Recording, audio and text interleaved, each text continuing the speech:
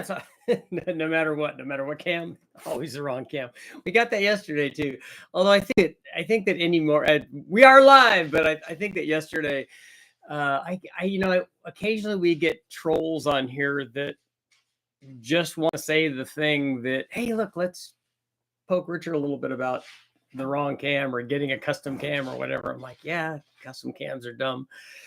They're not. I don't think that at all.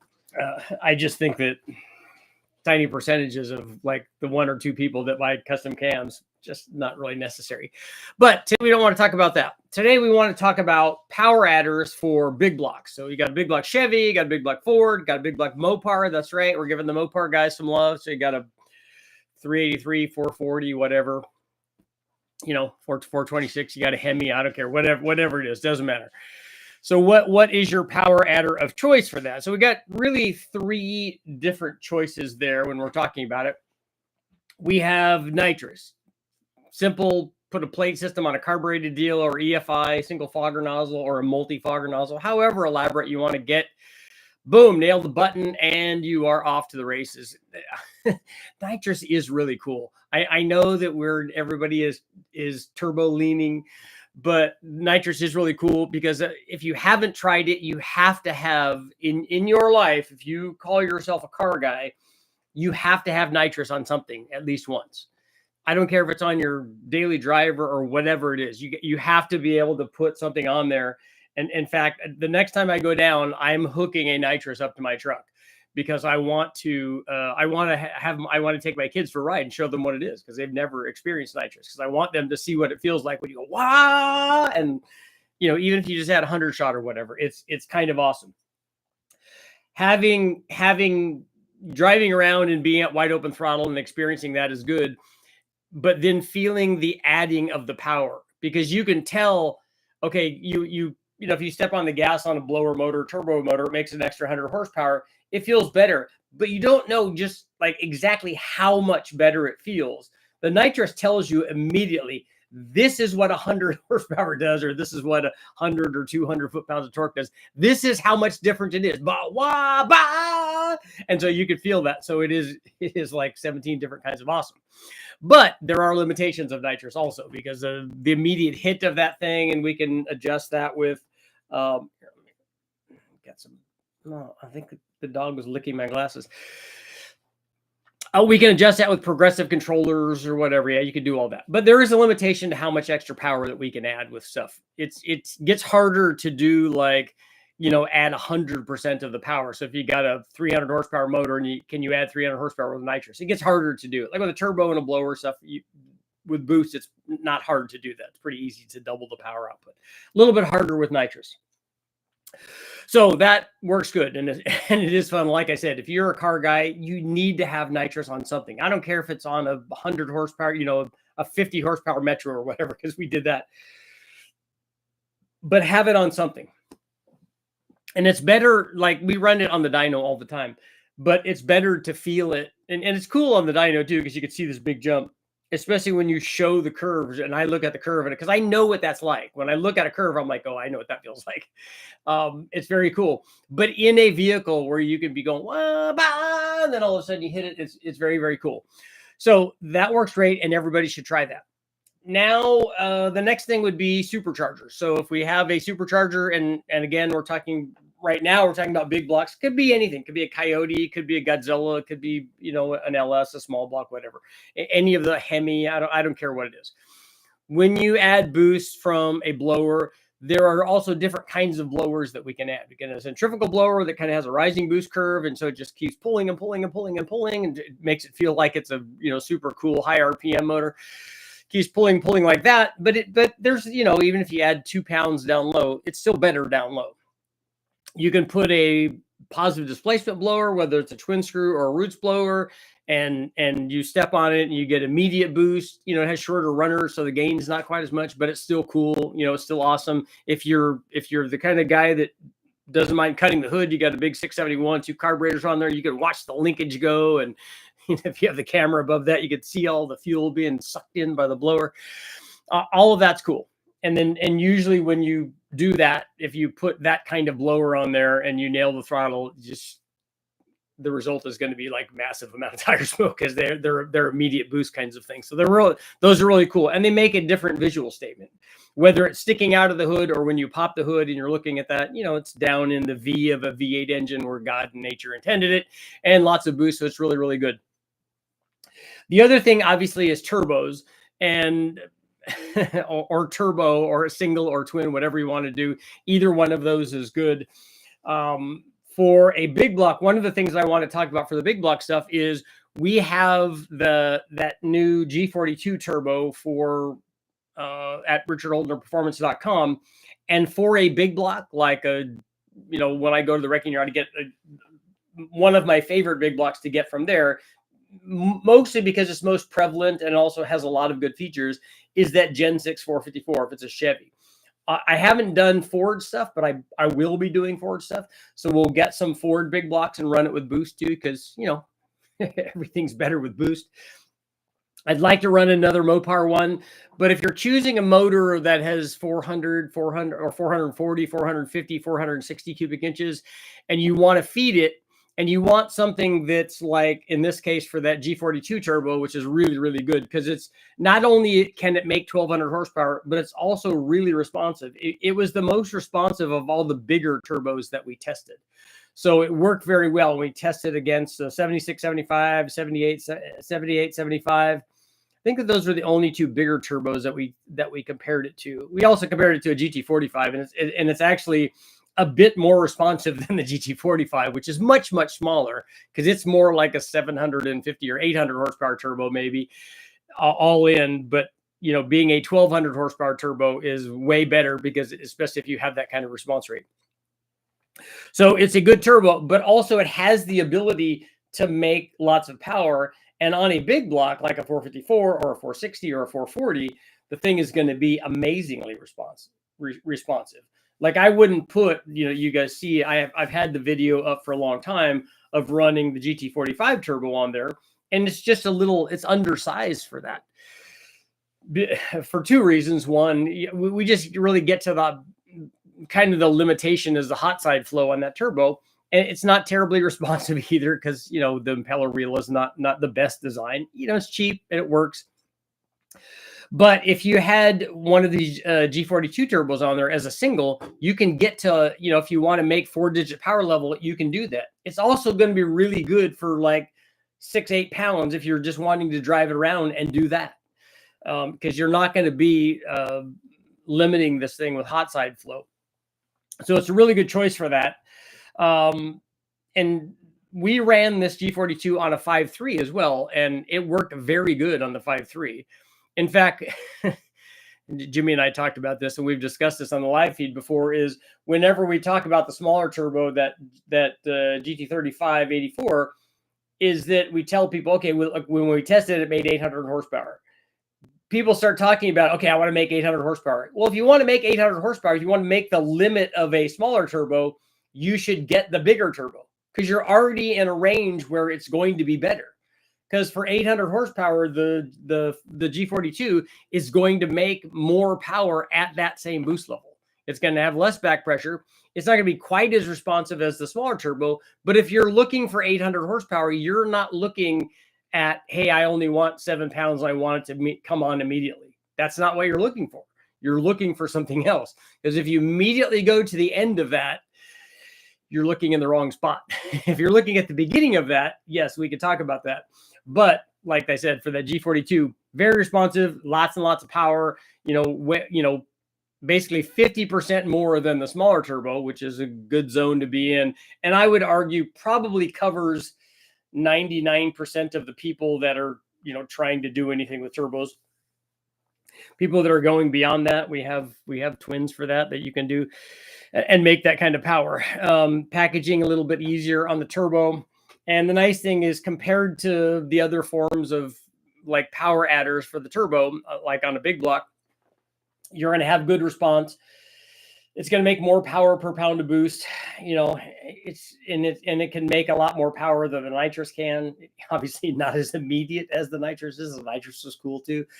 But if you're talking about power and you want to make 1,000 horsepower, I wouldn't take a 400 horsepower or 450 horsepower like cammed Gen 6 454 Chevy and try to make 1,000 with it on nitrous. Because even if you could, you'd be right at the, well, you'd be beyond the edge of like of reliability, and you'd be in the problem zone. You'd be in a very, very narrow tuning window if you could make it ingest that much nitrous. I think you'd probably have to do it with better cylinder heads. I think it would be problematic. But with the turbo, it just, hey, look, I ran this, and I ran it at 14 pounds or whatever, and it's easily doing that. So it would have no problem doing that. That's a nice thing. Important tip for some reason, a lot of guys think that you can do this with like stock fuel injectors and stuff. You can't do that. You can't make a lot of extra power. You really, like on a 4.8 or 5.3, even a 6.0, on most of these motors, you just can't put a cam in it without stepping up in injectors. So you have to have enough fuel flow, both from the pump, starting with the pump side, and then the injector side, before you can actually add the power. The extra power requires more fuel. It has more air, so you have to give it the more fuel to keep the ratio proper. And so you have to have both of those in order to make the power. So if you're thinking about a camshaft, we have those very inexpensive. In fact, I kind of would like to do, we have those inexpensive flex fuel injectors on the store. And those are probably the best deal in stepping up in injectors. I'm surprised more and more people aren't buying those for all kinds of stuff, like small block Fords and probably not Coyotes, but the modular Fords, like 462 valve stuff. These injectors would work really good for a lot of these things. And since they're 50-pound injectors, you can make 800 horsepower or more NA with it, which nobody is going to do. But you could also make a pretty good bit of power. Like if a guy wanted to do if he had a 4.8, like a cammed 4.8 or whatever, he could run boost on that with those injectors. That would be the cheapest way to do it. Like if you want to make, 500 or 600 horsepower or whatever, get those injectors and put a turbo on a stock or a cammed, 4.8 or 5.3. You could get those injectors and go pretty far. It's not going to take you to 1,000 horsepower, but for guys not wanting to go there, that injector is like, it's way cheaper than the other stuff. If you want to make more power, you got to go to the bigger ones. The bigger ones are going to cost more money, but I'm surprised we're not seeing more people doing that. So if you had a stock 4.8 or 5.3 and you put a turbo on it, even with a small cam and you put a turbo on it, those injectors would be fine. As long as you have a boost reference regulator and you're raising the fuel pressure, so that the delta is the same, the flow rate of those injectors is more than enough. In fact, if you have an adjustable regulator, you could add a few pounds of fuel pressure to it and then boost reference it and have even more fuel flow. Because we do that a lot on the dyno sometimes. If we don't, sometimes when we run them, when we're running motors on the dyno, we will run it up near what the maximum flow rate of the injector is. This is especially the case if we don't boost reference the regulator, which we don't always do. We got a lot of fuel pump there. But if we don't boost reference the regulator, we could get to the point we're not going to outflow the fuel pump, but we're going to outflow the injectors. And so what we do is just turn hey, let's put 10 more pounds of fuel pressure in there, and then we'll run it again. And all of a sudden, hey, look, we got a lot more fuel flow. And this would be the same thing as if we were running 10 pounds and we boost reference the regulator. It'd be the same deal, because then fuel pressure would go up in relation to boost. It would work good. But we plan on running these turbos on lots of other things like this big block. And we've run these kinds of turbos before, like an 8.1. It'd be a great street turbo for an 8.1. And even for guys that have 6.0s, especially guys that have any kind of work done to them, like any kind of cam and springs, kind of 6-liter, an LQ4, an LQ9, an LY6, any of these. If you have a cammed version of that, that's the turbo to get. You should get the G42, because on a 6-liter, it's going to be even more responsive than it was on the 5.3, like it would be on a big block 2. It's going to be even more responsive than it was on the 5.3. And a guy with a 6-liter is going to be making, 450 or 500 horsepower NA anyways, depending on what kind of camshaft he puts in there. And then he's going to need a turbo like that. Because he's going to get, you're going to pretty quickly get past what the smaller turbo would do. And again, if you're only running 7 pounds or whatever, and you wanted to just do that and have it like immediate boost response, you can do that. But I think guys would be much happier in most cases with a 6-liter and above on the bigger G42 turbo. So, you know, go check that out. And it's, Jimmy and I get to talking about this stuff when we're looking through all of this data. We're like, you know what? It's because he remembers too, when he first started HP Performance, when he was doing whole set turbos and doing the 5-liter stuff. And we're like, it's a really good time to be alive right now. Look how I mean, this turbo is like what, $500 or $600 or whatever. You're like, look how much power that turbo can make. It's amazing that you can make like way into 4-digit power level with something that's so inexpensive and is so nicely, you know, it has a nice wheel design and all that stuff, that it works so well.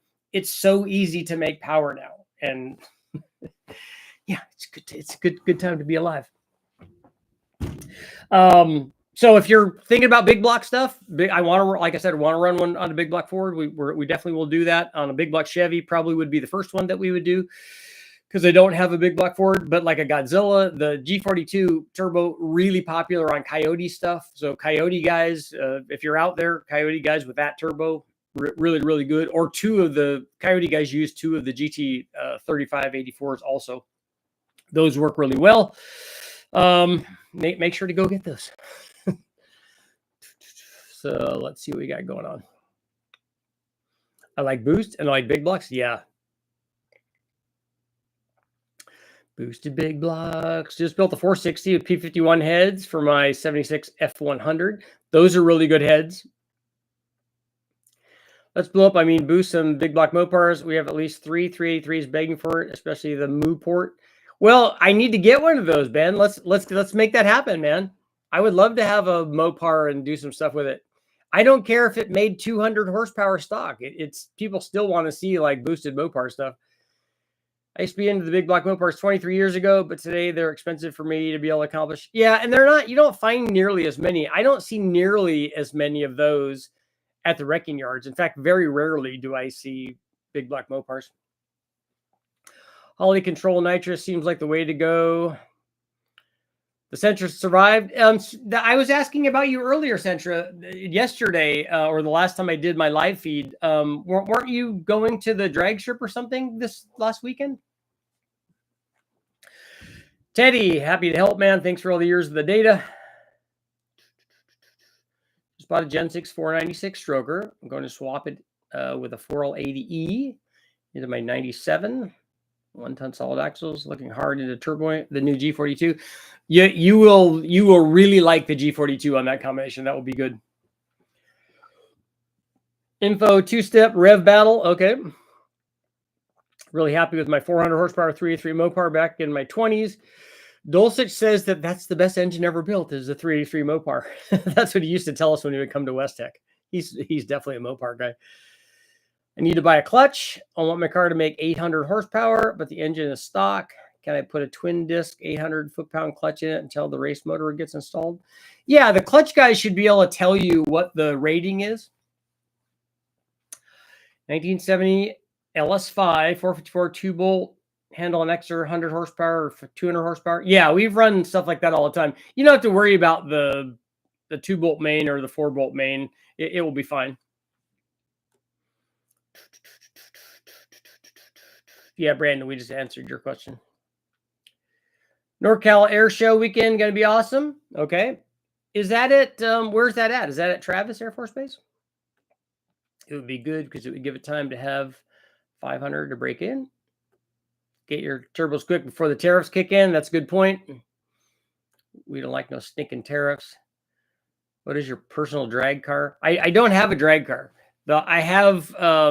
I'm more of a road racer and Bonneville land speed stuff. You should do a big bang, big block showdown. Yeah, you have no idea how much work a big bang thing is to do, and to do 3 of them as a comparison. That would be hard to do. But I would like to run all of them with boost.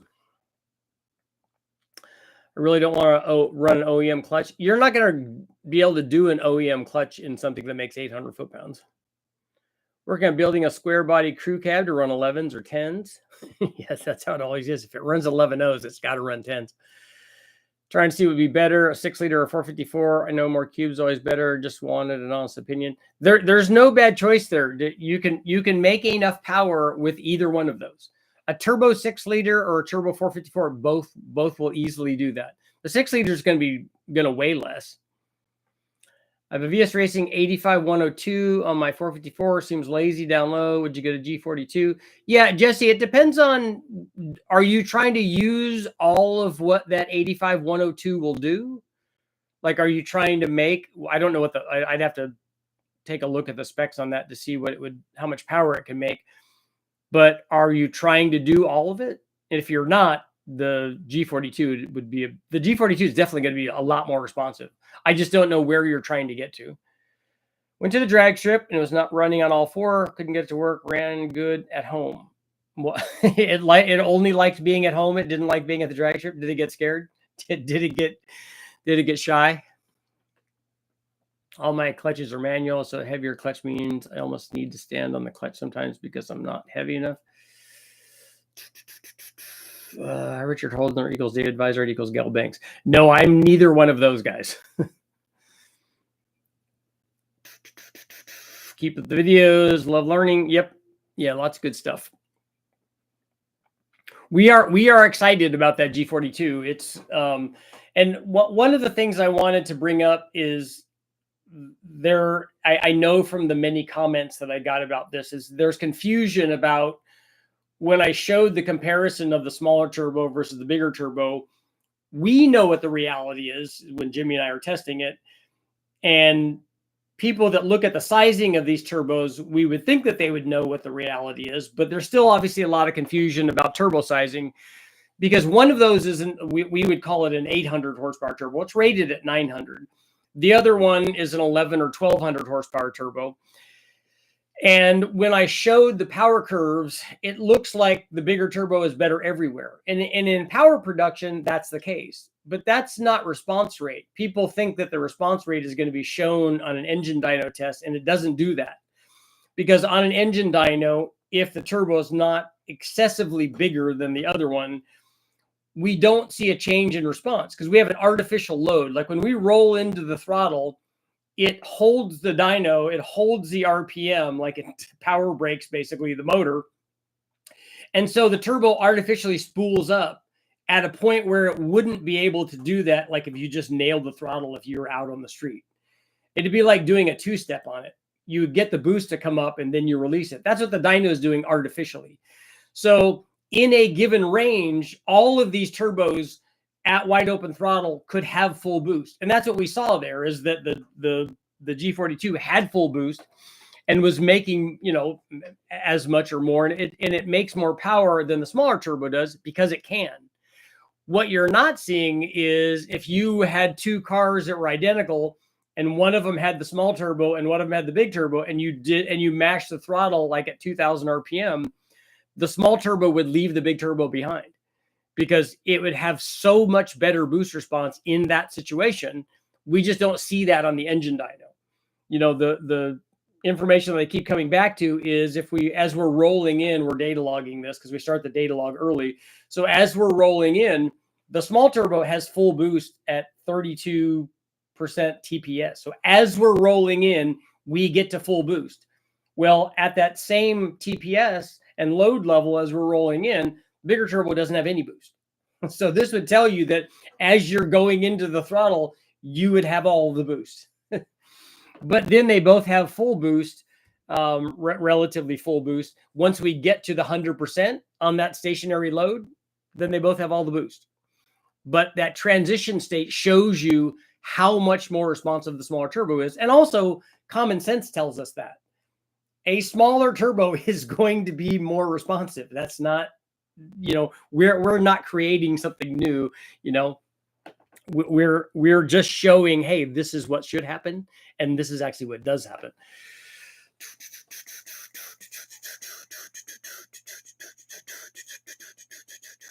Keep up the videos. I'm late, gonna have to rewatch. With the 85102, I've never been above 10 pounds. Doesn't really come alive until 4,000. Yeah, Jesse, the G42 would be miles better than that if you're only running that kind of power level, that kind of boost in power level. It would be way better. Overall, what's going on? What are the specs of the G42? If you go to richardholdenerperformance.com, all of the specs are there. But it's a 1200 horsepower turbo. It's not a T6. It is available in a T4. We ran it in a 3-inch V-band flange. And so it works very, very well. It was nice because the V-band flange, now that I've tried that, I really like that.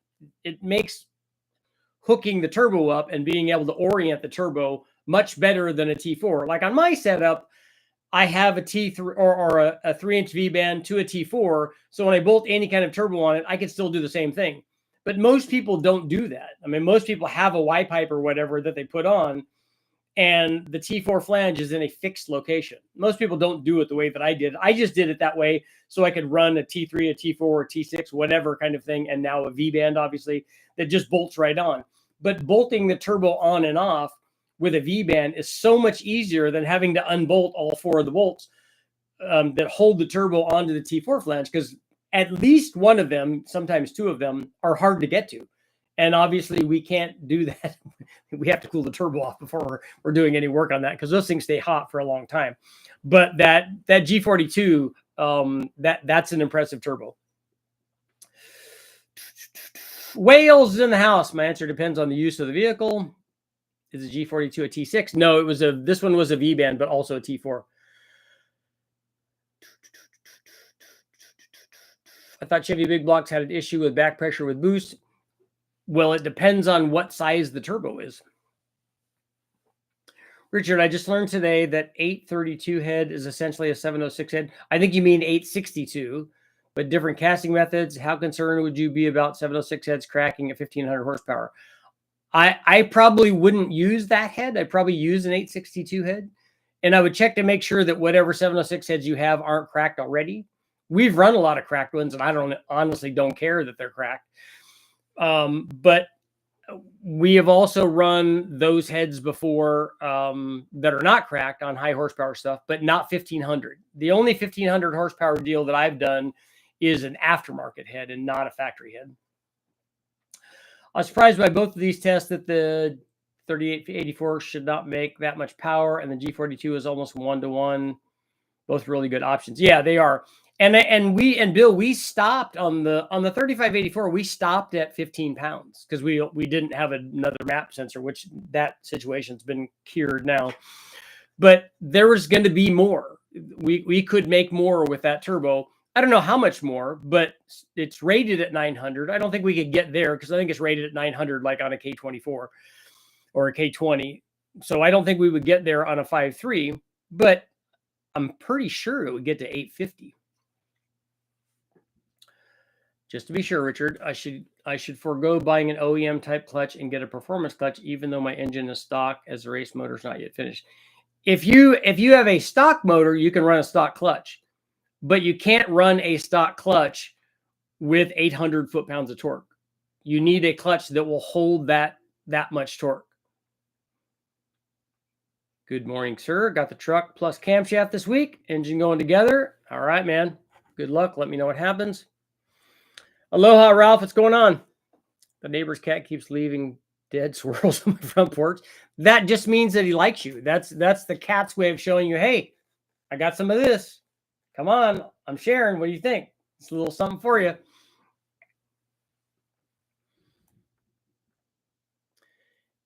If you ran an 1800 stall converter, which is kind of stock on a 5.3, on a turbocharged 5.3, making under 500 foot-pounds of torque, could you reliably leave the trans in its stock configuration, or you have to build it?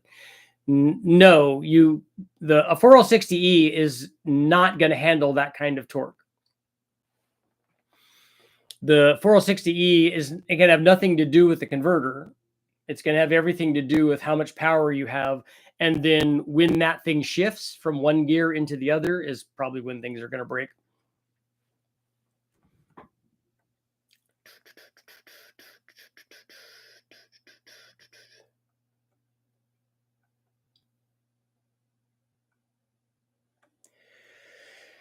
Rain expected till Tuesday. What is the best turbo intercooler pipe and where in the world do you buy it? There's endless places online to get intercooler pipe. There's no best. There's just stuff that you make fit. On a 496, I'd like to see what point a single 42 would be an exhaust restriction and maybe be better with twin 35s with a crossover power level. The twin 35s would certainly make more power than a single 42. A single 42 on a 496 should get you to 1,000, 1,100 horsepower, I'm thinking. And twin 35s would get you to 1,500 or 1,600. Got a 496 with a couple of the GT35s. Around how much power would be my limit? I don't know. I don't know which ones you have. And some of the GT35s, I don't know if you have a GT3582, a GT3584. And if you have a non-precision GT3584, those are not as good.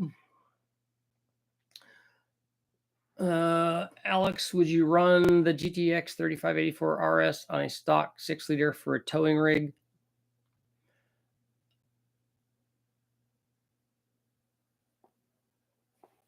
I wouldn't run a single one of those. I'm hoping that you mean a GT 3584 RS. An 82 I wouldn't run probably as a stock one, unless you're running low boost. Any way to put the lip on the intercooler piping without buying the tool? Or should I just buy the thing? I don't think it's necessary. We run turbo stuff with no bead on it all the time, even at really high boost. Thanks for getting me information on the 383 versus the 6-liter turbo with the limited information I was able to give you. I appreciate your help. 6-liter turbo here. Yeah, run the G42 on a 6-liter. Appreciate chat people's enthusiasm. Yeah, we got to make it happen, right? Do you have a timeline on your big block Chevy testing? Nope. Richard's the LS Turbo Godfather. Can you explain why you recommend an intercooler on a blow-through for a boat? I recommend an intercooler on any forced induction application because you heat the air and then you cool it. And every time I've ever added an intercooler to a blow-through application, it cools the charge air and it makes more power and it makes it safer. Can you run it without it? Yeah, because you get charge cooling from a blow-through, particularly if you have, and even more so if you're running a blow-through like with an E85 carburetor, you can do that, or an E85 4-hole fuel-injected throttle body thing. That also works, but an intercooler will be better. What kind of device do you use for twin charging an engine for the switchover? There's no switchover. We don't bypass anything. When we did the compound stuff with a blower and a turbo, we just have the turbo feeding the supercharger. Richard, suggestions: turbo, street rod, course type build, Jaguar 5.3 V12. The head is very high swirl, stock horsepower, mods 320, call it stockish 600 horsepower mods. Okay. I would do a single GT35, or if you're going to do twins, you're going to have to do twin smaller ones. I think even smaller than 3076s, maybe twin GT28s. They're going to be inexpensive turbos to make that kind of power.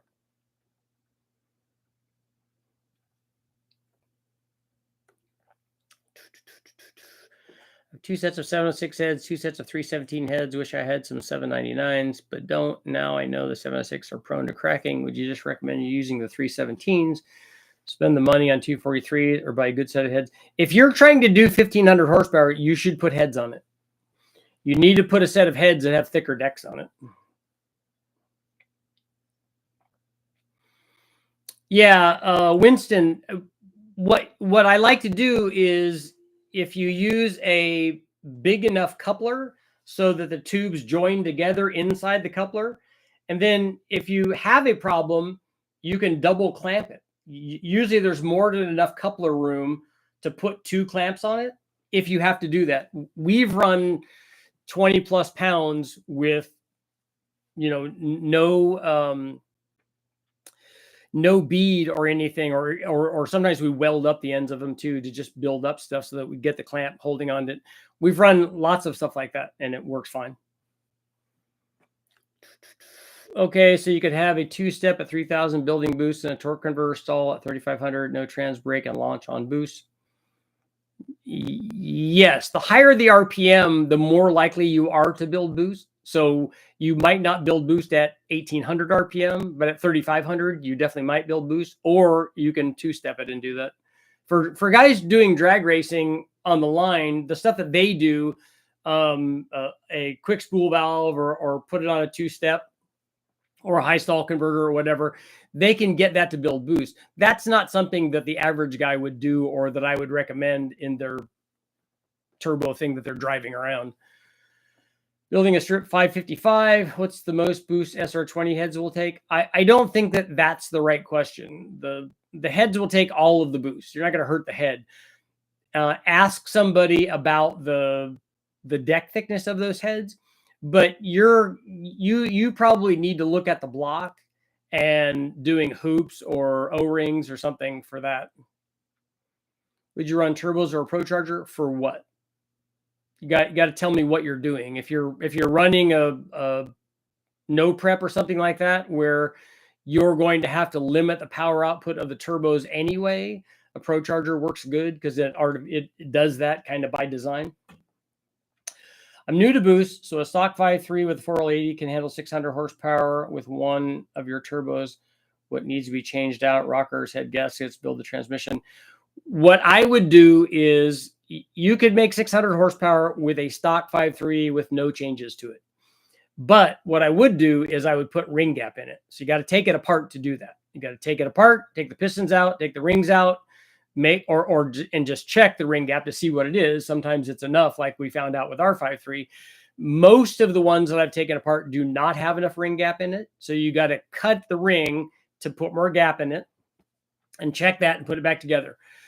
600 horsepower, you might be able to just get away with running it and see what happens. But if you break it, that's on you. But a 5.3 with not very much boost is going to be able to work. It will work with all the stock stuff. It might be because every time I trap a mouse, I throw it out across the street. He probably finds them. He thinks that you're giving him something, so he feels bad. He's giving you something back. He's like, hey, this isn't a one-way street. You took care of me. I got to take care of you. We're bros, right? We're cat bros. Intercooler is a safe must. The non-intercooled 300ZX was only 5 PSI max. Yeah, and I think that the 280 was non-intercooled too, and it probably didn't run very much boost either.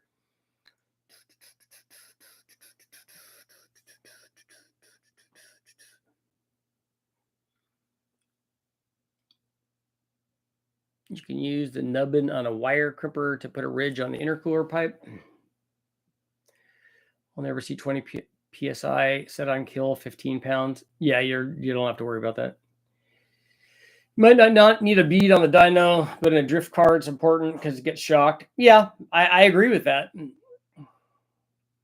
wonder what would happen if you run compound turbos, but on different exhaust banks. So the exhaust side of the turbo is separate, but the compressor side is a compound setup.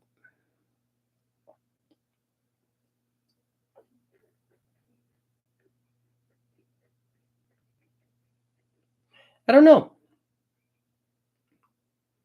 Small turbo shouldn't choke the engine as bad, and it fills the bottom end until the big one wakes up.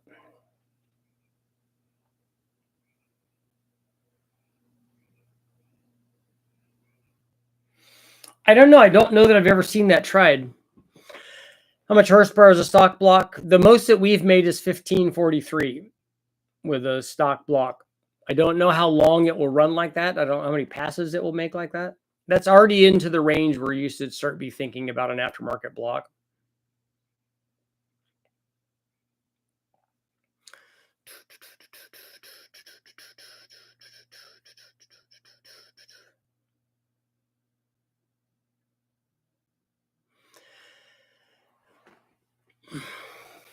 Trying to think if we did the exhaust on that.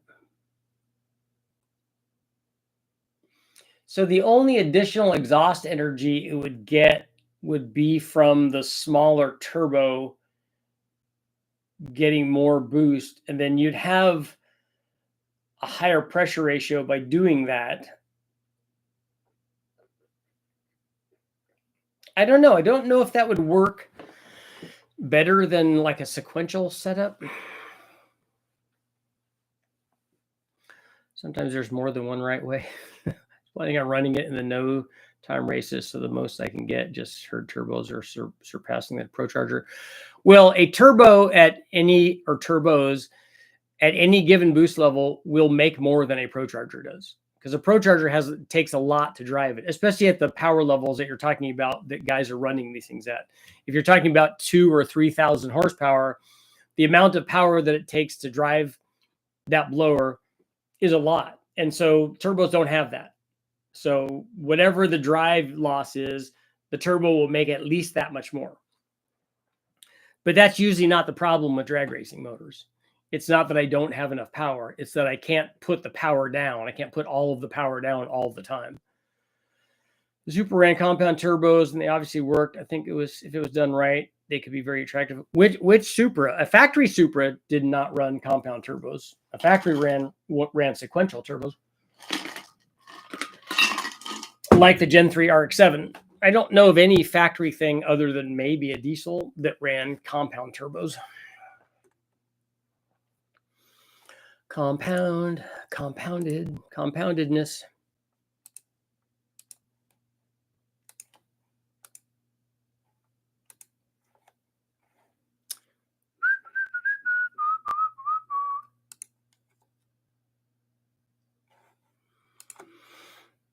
So somebody let me know in the comments, let me know some other things that you'd like to see us carry in terms of products. Tearing down a C small block Chevy damages middle main and rods, like crank twisted in the middle. Any suggestions on what might have happened? I never heard of one twisting. Somebody could tell you if the crankshaft is bent. I mean, if it's really bad, you'd be able to see it. You could set up a dial indicator and see if it spins and if there's run out in the journal. Did it wipe a bearing out? If it detonated, it's pretty easy to take out rod bearings like that. And if it ran, if you put material in it, it starts eating away the bearings. And then if it spins a bearing, then bad stuff could happen to the saddles and stuff too. The problem with that is if it did do that, a lot of times what it costs to redo that block is more than the block is worth. Range Rover has an SUV with a supercharger turbo compound setup. Looks like a nightmare to work on. I haven't seen that. What year is that? I've seen the Range Rovers that have superchargers on them with 2 intercoolers, but I haven't seen a compound setup. Anyone run a Lingenfelter 24X 58X and had problems with it flashing, getting the cam signal? The middle bearing spun, main and rod. Yeah, oil starvation or something. Compound turbos are even antiquated in diesels. It's more beneficial to have good exhaust flow with a very large single and nitrous to get it to life. Oh, I don't think people are not using compound stuff on diesels. There's still a lot of that going on. OG small block OE roller camshaft for Vortec and LT1s. Oh, that's what you'd like to see. Put some hairspray on the turbo coupler thing. Yeah, the old Aquanet stuff. Yep, you've been down that road. We've even, on a thick enough tubing, we put little notches onto it so that when we clamp the clamp down, it goes into the, squeezes into the notch, and that works. But the hairspray stuff does work. It's like putting track bite on the blower belt. We've done that before too. It just makes the belt not last very long, but it will get grippy. The LS is awesome, but some of us are still using small block Chevys. Well, we could run these turbos on small block Chevys, on small block Fords, on everything, and anything now that I run on the dyno that's going to be boosted will have one of these turbos on it, or 2 of them. I have small block Chevy turbo stuff that we've run a lot. It does the same thing. put together a decent small block Chevy, 350, 400 horsepower or whatever, and then you add boost to it, it does the same thing. The one thing that a small block Chevy doesn't have is like a fast LS manifold. It doesn't have that available for it. I wish it did. Now that the new high ram is there, that's going to be good, but that's still a fairly high RPM thing. The heads are the main issue with the small block Chevy. What's wrong with the heads on a small block Chevy? A set of airflow research heads are really good for a small block Chevy. It'd be cool to see you modify a 3.5 EcoBoost and push it to the breaking point. I just don't know how we run that on the engine dyno. That's the problem. Is the 3.5, are those EcoBoosts, are those direct injected motors? I'm still running a Mark IV 454 at my 80 dually. As someone who's sequential turbo on an RX-7, it's not a great modern small turbo. It's not great. A modern smaller turbo is superior. It's superior to the factory setup, you mean? What if a small block Chevy is capable of 1,000 horsepower on a stock bottom end, but no one knows because they build LSs? I'm sure I could make 1,000 horsepower on a stock bottom end on a small block Chevy. I'm sure that that's possible. That's only 2/3 of the way to what the LS did, but the exhaust ports are next to each other.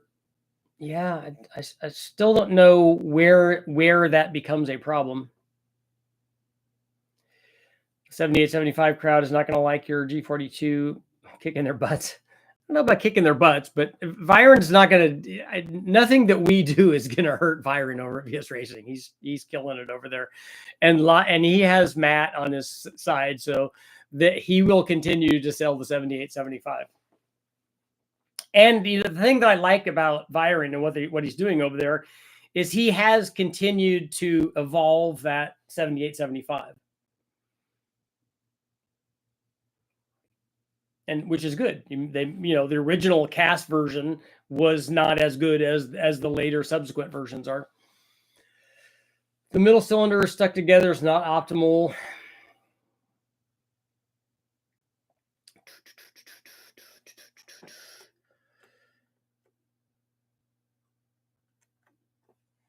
I think Eric already did with the blower. When you tested the tubular and log manifolds yesterday, were they both producing the same or different boost levels? That was all covered in the video. I showed you exactly what the boost was on every run. They don't make the same boost because there was no boost control on any of them. There was no wastegate. The wastegate was closed on both setups. We were just trying to find out if they would make boost, and then if they did, the boost was just how much ever boost it will make. Sequential has a transition dip for 500 RPM. Can that be adjusted in the programming to change the crossover point for that? Eric did a stock bottom end small block and made 1,000 horsepower. Okay. Eric Proflow intake for small block Chevy is a good intake manifold. Yeah, and the Stealth Ram is a good intake manifold too.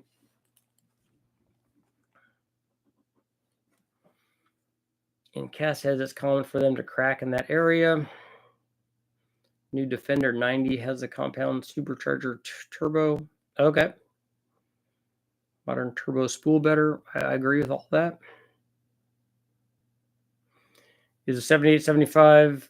The 7875 is the best turbo for LS. I've seen Sloppy test them all. That's not an accurate statement. It's not even close to being accurate. I keep being at work with live feeds. Stock bottom end Vortec could go to 1,000. I don't know how many runs it would make.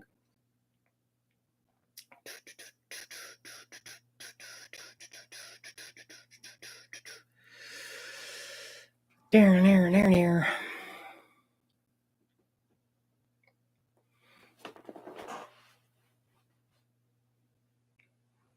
If you look at the way a VTEC does, if you have a dip, you can tune that out.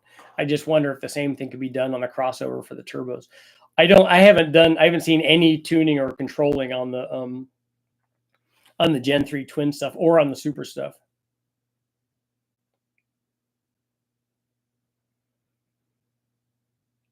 Richard, which turbo would you pick for a 350 horsepower 5.9 Magnum?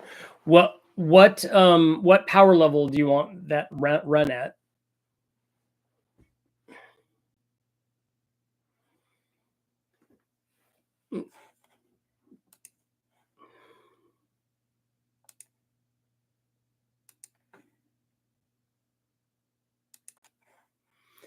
I would pick the turbo for whatever power output we were trying to make.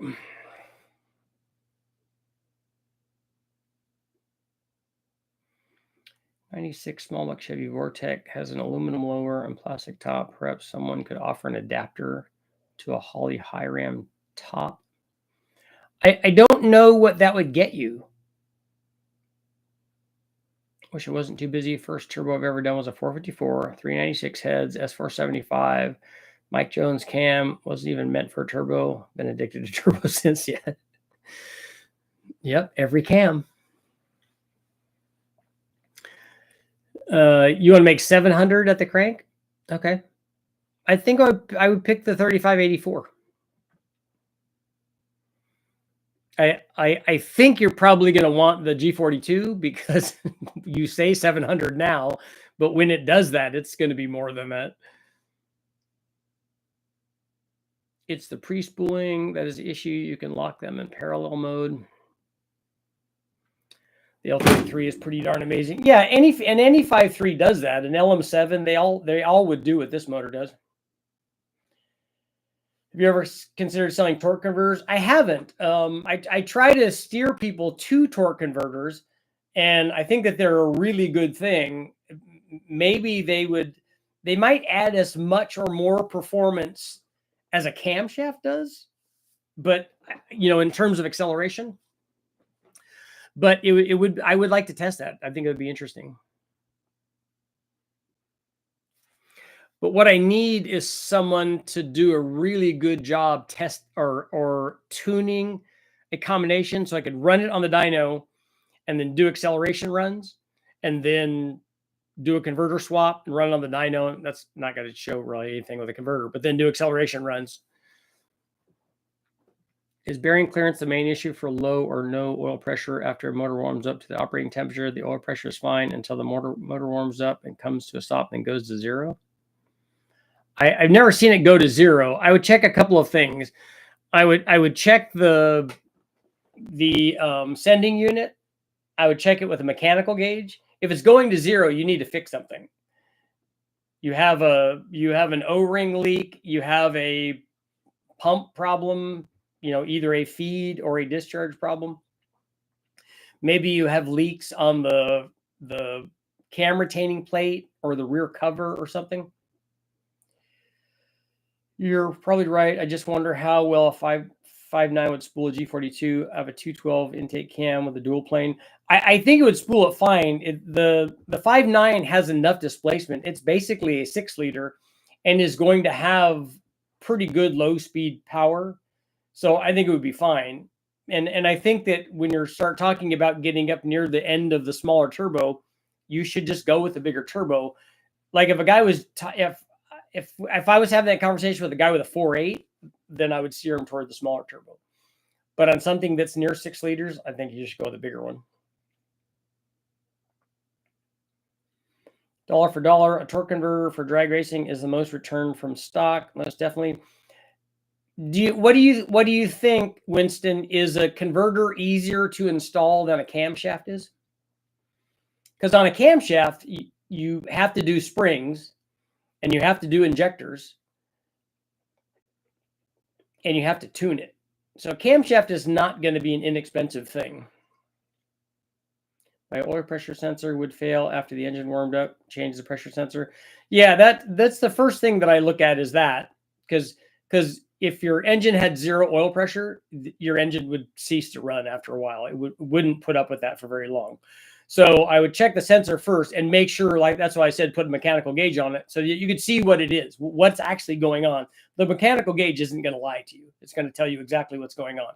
So if it goes down to 0, then you have low oil pressure. Then you need to see why you have low oil pressure. If it doesn't get low, then you go, okay, well, my sending unit is obviously not bad. I mean, my sending unit is bad. Link, I'll go snag a Super Richie G42. There you go. How do you go about getting a cam for a big block Chevy duration-wise? Well, I pick it based on 30 years of, of dyno testing different kinds of camshafts on different big blocks.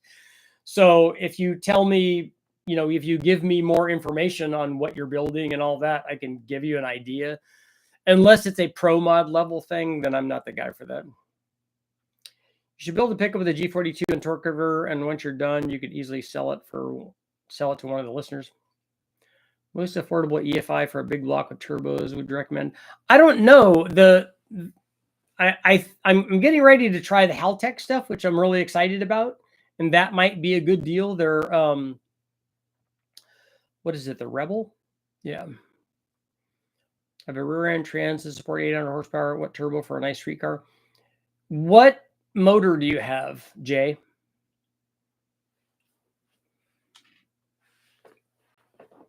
What size motor is that? A 383 LS? I would definitely go get the G42.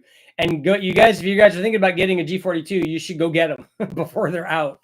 We're already, we sold out all of the 3584s. And so we're getting more in. But it's going to be a little bit before we get them in. RTB 400 MS Gold Light. Okay. Need to do a test of a low lift, big duration circle track cams for small block Chevys under boost. I don't really think we need to. I know what it will do. Whatever that camshaft does NA, the boost will just add to that. But a low lift, long duration circle track cam is going to be for an RPM range that most people don't run unless they're running circle track. And also it's not going to idle very well. So I don't know that people are going to want that. Jay, on your 383, the G42 will spool very well. I have a pair of G42s with T4 128. Do you think this pair will support 2,000 horsepower? Yes, it will. Yeah, the G42 should support in a twin should support 2,400 or so flywheel horsepower. So I think you get there. I think you get to that range pretty easily. About the same labor on the cam swap versus a converter swap, and not getting it all the way, and people hurt them. Yeah, stock converter can be a real dog if you have a cam that is super soft down low. Yeah, that's the problem. You get even more of a gain from a converter if you change the cam and shift where the thing wants to make power. Also, the tune can come into play there too. But that's why I like the low butt truck cams, which are in stock now. So if you guys have been waiting to get a low butt truck camshaft, which is the best turbo cam ever made. Not really. It's a Truck Norris, a Chupacabra. Every cam's a turbo cam, but they're back in stock. And so if you guys need those, go get them. But it's hard for people to compete with the pricing on that. That's a really good cam it's really good value. But if you can get a camshaft that has low speed power, then you don't have to worry about that.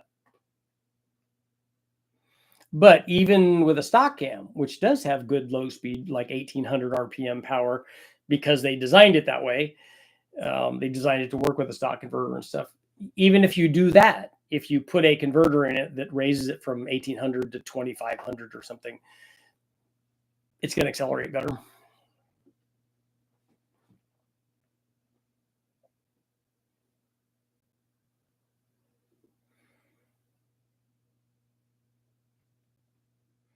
I would need, like, I could do that in my truck if we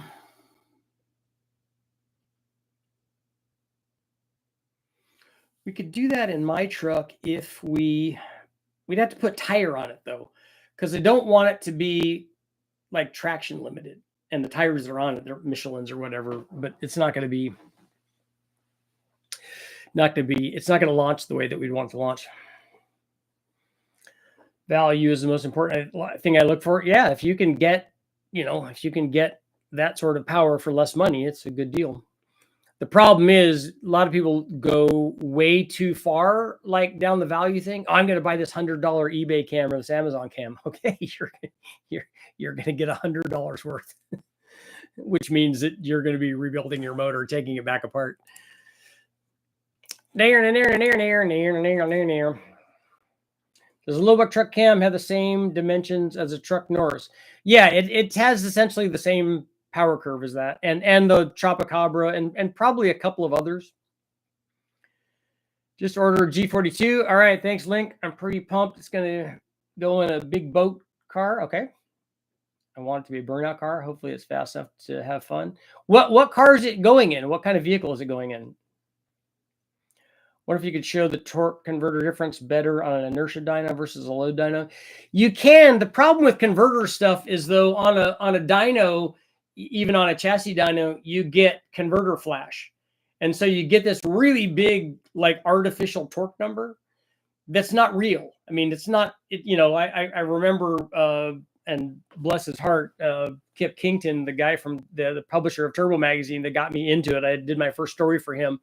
I remember him showing me, he had an automatic convertible Mustang that had a turbo deal on it. And I remember he showed me, oh yeah, this thing made like 850 foot-pounds of torque. I'm like, it didn't do that at the tire.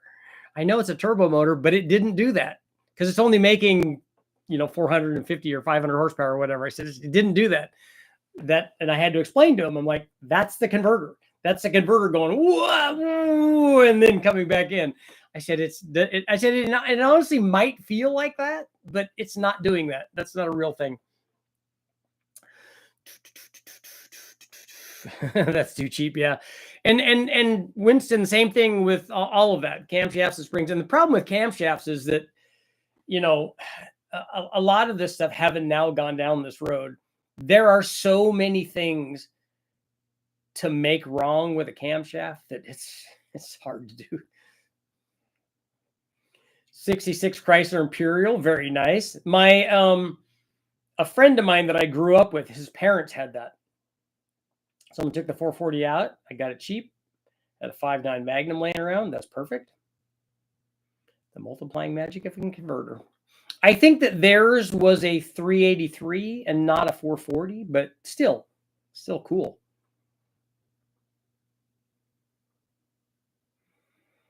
Those cars back then, I think, would go faster than you probably should have with the brakes and stuff that they had. I remember we were going 125 or 130 in my friend's 500-inch Cadillac on the freeway, and there's like 18 people in the car. I'm like, first of all, this is woefully unsafe.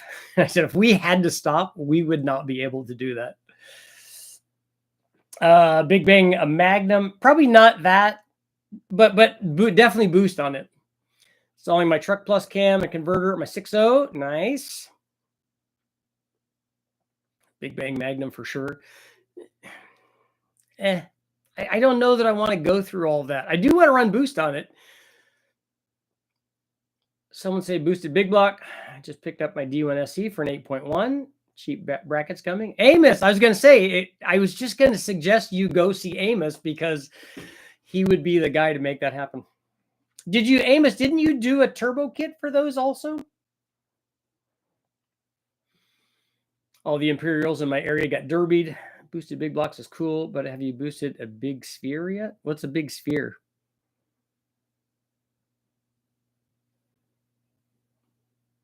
Amos is the 8.1 guy.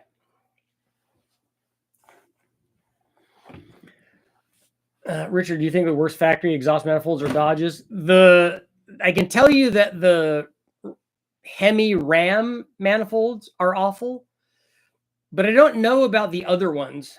They have also had some very, very cool ones, but they were really long and big and cast iron and now probably really expensive. Love to see you offer some affordable log style manifolds for big blocks. Only option I found currently are $1,600 without a crossover pipes. It seems like a lot. I do have turbo manifolds for the 8.1. So for you guys looking for turbo manifolds for your 8.1s, Amos has those. And then you could pair that paired nicely with Chianti and a G42 turbo, and you're on your way. If you run boost on a 5.7, what power level would you stop at? I don't know. This motor's been subjected to a lot of stuff. It's right now it has the Kager manifold on it, so it's not going to make very much power. Is it even going to make 300 horsepower or something like that?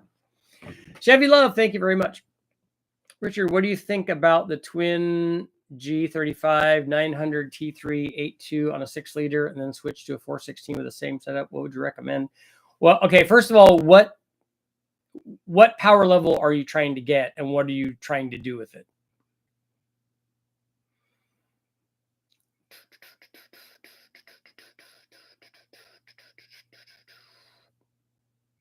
Because G35 900s, but they're a T3? That surprises me. I have a boat big block log for sale for 200 for 200. Can a DZ302 Chevy be replicated? If so, what parts would you need? I already have one up on the channel. Would be a good idea to turbo it, being at revs to 7,000 RPM NA. Well, any motor can run to 7,000 RPM. It's very, very easy to get them to do that. A 350 will do that. A 383 will do that. A 406 will do that. They all will do that. It depends on what kind of power you want and what you're trying to accomplish. Streetcar 800 to 1100. I would not pick those turbos for that. T3 adapter for the AGP to stock manifolds. Okay. I would not pick those turbos for that. Those turbos will support way more power than that. And so, in fact, one of them will support near that. I don't think it will do that on that size motor. So that's helping you a little bit. But I would go with smaller turbos than that.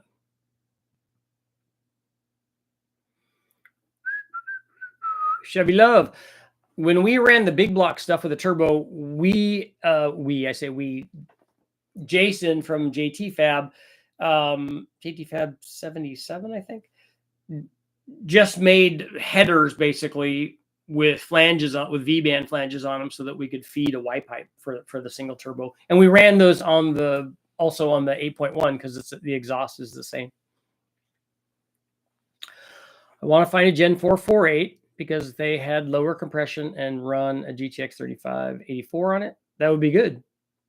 That's a perfect application for that. Why did the Gen 4 motor have lower compression? Is that because they put it's a flat top piston and then they put the 799 or 243 heads on it? I remember floating down the Texas highway in a 73 Merc tuna boat. Felt like I was going to lift off at any second. The 460 could operate at 100% duty for 5 minutes straight. Yeah. Even considering the 416. A 416 is definitely going to be better. But you have, you have 1,800 horsepower with a turbo, and you're only using like half of that. So your log manifold versus header test. At what power level would you not run the factory exhaust manifolds? I would run the factory exhaust manifolds all the time. The problem with the factory exhaust manifolds is they don't fit in a lot of applications with accessories on it. So there's no, I wouldn't choose one of those over the other. I would pick whatever is going to fit. I would switch over to, and we've talked about this since the very beginning, since we did the first Big Bang motor, I would switch over to headers if I was trying to make a lot of power. I wouldn't put logs on it, and I wouldn't run the factory exhaust. But you could run the factory exhaust to 1,000 or more without any problem at all. The problem is that when we run those with the Y pipe that we have, there's no accessories on the front of the motor. So there's no AC, there's no power steering, there's no things that are in the way. It's easy to do, but in a vehicle, that might be harder to do. Really like your tech talk. Insanity Gaming. I'm a Ford guy, 6.5 PSI boosted 462 valve. Very cool. Those things really need boost. They like that. I put heads and cam and intake and manifold on those, and it just is so much better if you put a Vortec on it or a Kenny Bell or a turbo. All of that's good stuff. 367 wheel horsepower. That's good. That's going to feel a lot better. That's probably 150 more than stock, depending on what year it is.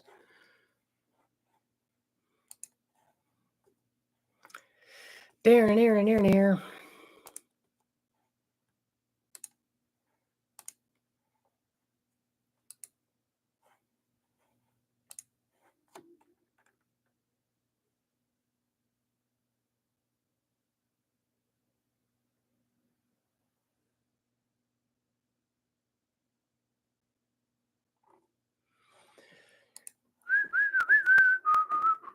Got 1 more minute. We never had a poll either, man.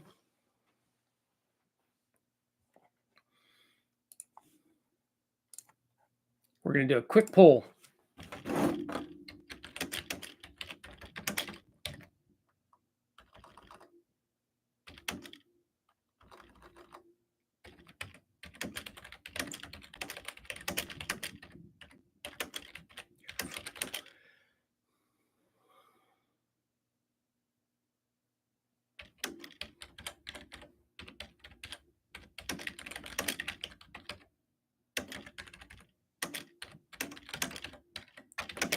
Okay, for a big block, would you pick the G42 Turbo for a street strip motor making big block Chevy? Would you pick a street strip motor making 1,000 horsepower or less?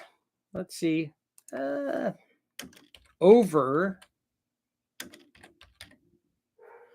nitrous. Okay. Just guaranteeing that we get 100%. It's never going to be 100%.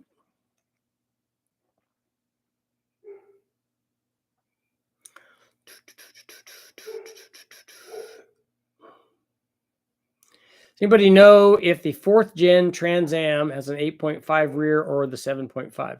Isn't it going to depend on what motor it came with? Just removed a GT35 from a 5.2 Magnum. Felt like I was choked even with a 106 turbine, putting an S475 T6 on it. You think it's going to spool like a dog? Track only, 3600 converter and a trans brake. If you have the 3600 converter and a trans brake, I think it's going to be better. I would not pick a T6 S475 for that. This G42 would be way better than that, just particularly the T6. And it could make more power and it's going to spool better. But if you already have that, please let me know how it did. I'm kind of curious to see. 4th gen F-body has an 8.5 10 bolt that no 4th gen F-body has an 8.5 10 bolt that I'm aware of. Yeah, we're at 100%. I got to take a picture of that because it's going to go away.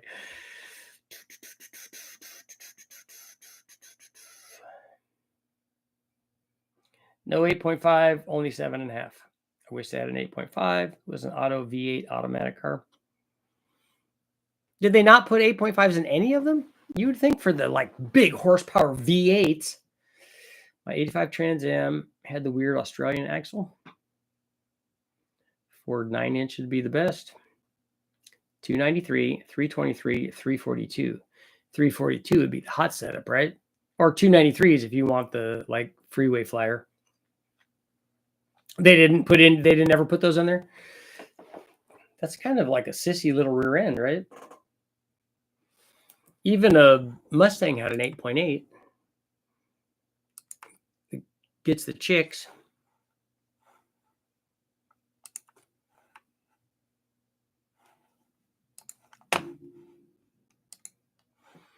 Fox Mustangs. I'm trying to talk Buddy into ditching his bottle for boost. 454 Suburban bracket racer. He's addicted to the bottle. Yeah, here's what you should tell him, J&L. Tell him you could keep running this only if you want to make less power. Hey, your nitrous motor is cute. Tell him that. When you want to make real power, come on over to the turbo side.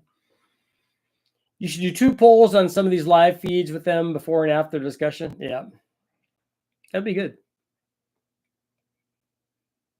Turbo, the gift that keeps on giving. And the cool thing with a turbo is you can, it's really good. I ran the turbo. I ran at 7 pounds. It's really good. It'd be better than that. 10 pounds would be awesome. And then 12, and then 15, and then 20. And then I need a bigger turbo. Nitrous is harder on the engine. My 85 TA had a tired TPI 305 LB9. Still managed to break the crap we were in 2 700 R4s.